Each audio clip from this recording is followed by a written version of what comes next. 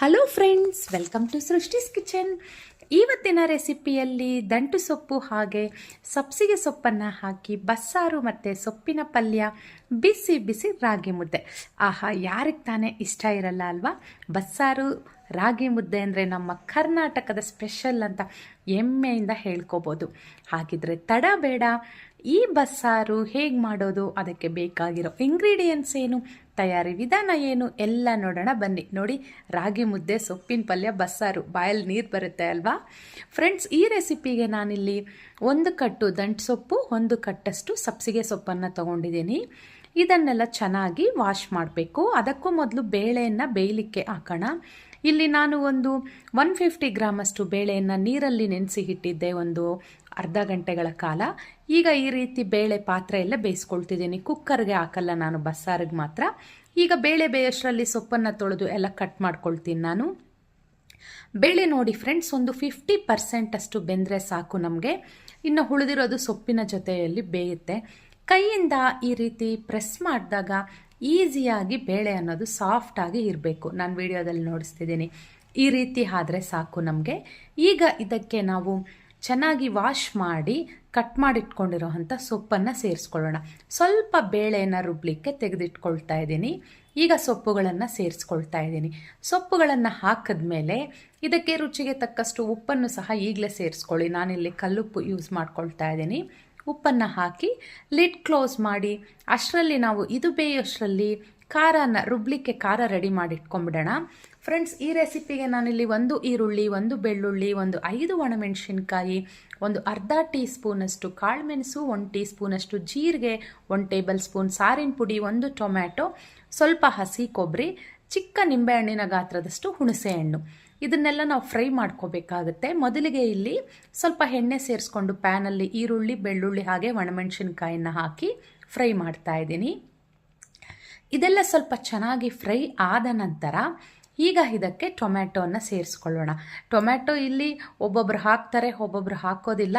ನಮ್ಮ ತಾಯಿ ಕಡೆನೂ ಹಾಕಲ್ಲ, ನಾನು ಮಾತ್ರ ಹಾಕ್ತಾ ಇದ್ದೀನಿ. ಚಿಕ್ಕದೊಂದು ಸೈಜ್ ಹಾಕಿದ್ದೀನಿ. ಅಮ್ಮ ಮಾಡಿದಾಗ ಸಹ ಹಾಕೋದಿಲ್ಲ ಬಸ್ಸಾರಿಗೆ ಟೊಮ್ಯಾಟೊ. ಈಗ ಟೊಮ್ಯಾಟೊ ಮತ್ತು ಜೀರಿಗೆ, ಮೆಣಸನ್ನು ಹಾಕಿ ಎಲ್ಲ ಚೆನ್ನಾಗಿ ಹುರ್ಕೊಳ್ತಾ ಇದ್ದೀನಿ.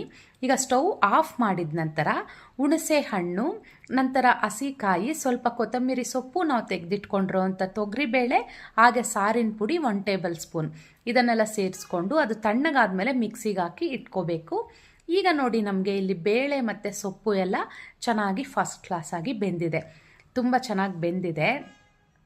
ಈಗ ಸ್ಟವ್ ಆಫ್ ಮಾಡ್ಕೊಳ್ತಾ ಇದ್ದೀನಿ. ಸ್ಟವ್ ಆಫ್ ಮಾಡಿದ ನಂತರ ಇದನ್ನು ಒಂದು ತೂತ್ ಬಟ್ಲಿಗೆ ಹಾಕಿ ನಾವು ಶೋಧಿಸ್ಕೋಬೇಕು. ಅಂದರೆ ಸೊಪ್ಪು ಸಪ್ರೇಟ್ ಆಗಬೇಕು, ಆ ಬೆಂದಿರೋ ಅಂಥ ಬೇಳೆ ಎಲ್ಲ ಬೆಂದಿರೋ ಅಂಥ ನೀರು ನಮಗೆ ಸಪ್ರೇಟ್ ಆಗಬೇಕು.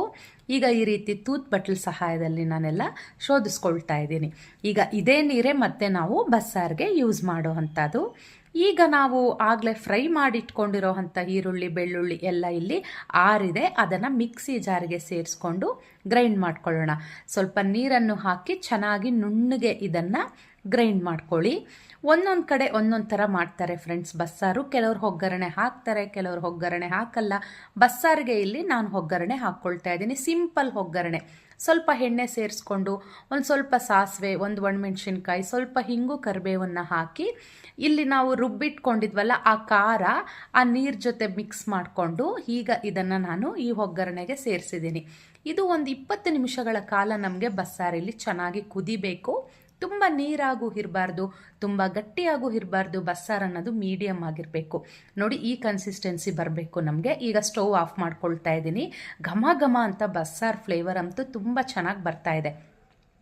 ಈಗ ಪಲ್ಯಕ್ಕೆ ಒಗ್ಗರಣೆಗೆ 1 ಟೇಬಲ್ ಸ್ಪೂನ್ ಎಣ್ಣೆ ಸೇರಿಸ್ಕೊಂಡು ಸ್ವಲ್ಪ ಸಾಸಿವೆ, ಇದಕ್ಕೆ ನಾನು ದೊಡ್ಡ ಸೈಜ್ದು 1 ಈರುಳ್ಳಿ ತೊಗೊಂಡಿದ್ದೆ, 5 ಒಣಮೆಣಸಿನ್ಕಾಯಿನ ತೊಗೊಂಡಿದ್ದೀನಿ. ಈ ಈರುಳ್ಳಿ ಎಲ್ಲ ಸ್ವಲ್ಪ ಚೆನ್ನಾಗಿ ಫ್ರೈ ಆಗೋವರೆಗೂ ಇದನ್ನು ಫ್ರೈ ಮಾಡ್ಕೊಳ್ಳೋಣ. ಈರುಳ್ಳಿ ಎಲ್ಲ ಸ್ವಲ್ಪ ಫ್ರೈ ಆದಮೇಲೆ ಈಗ ಇದಕ್ಕೆ ನಾವು ಬೇಯಿಸಿಟ್ಕೊಂಡಿರೋ ಅಂಥ ಬೇಳೆ ಮತ್ತು ಸೊಪ್ಪನ್ನು ಇದಕ್ಕೆ ಸೇರಿಸ್ಕೊಂಡು ಎಲ್ಲ ಒಂದು ಸರಿ ಚೆನ್ನಾಗಿ ಮಿಕ್ಸ್ ಮಾಡ್ಕೊಳ್ಳೋಣ. ಈ ರೀತಿಯಾಗೆಲ್ಲ ಚೆನ್ನಾಗಿ ಮಿಕ್ಸ್ ಮಾಡ್ಕೊಂಡ್ಮೇಲೆ ಸ್ಟವ್ ಆಫ್ ಮಾಡಿಕೊಂಡ್ರೆ ಸಾಕಾಗುತ್ತೆ. ಬಿಸಿ ಇರುತ್ತಲ್ವ ಒಗ್ಗರಣೆ, ಸೊಪ್ಪು ಎಲ್ಲ ಬಿಸಿ ಇದೆ.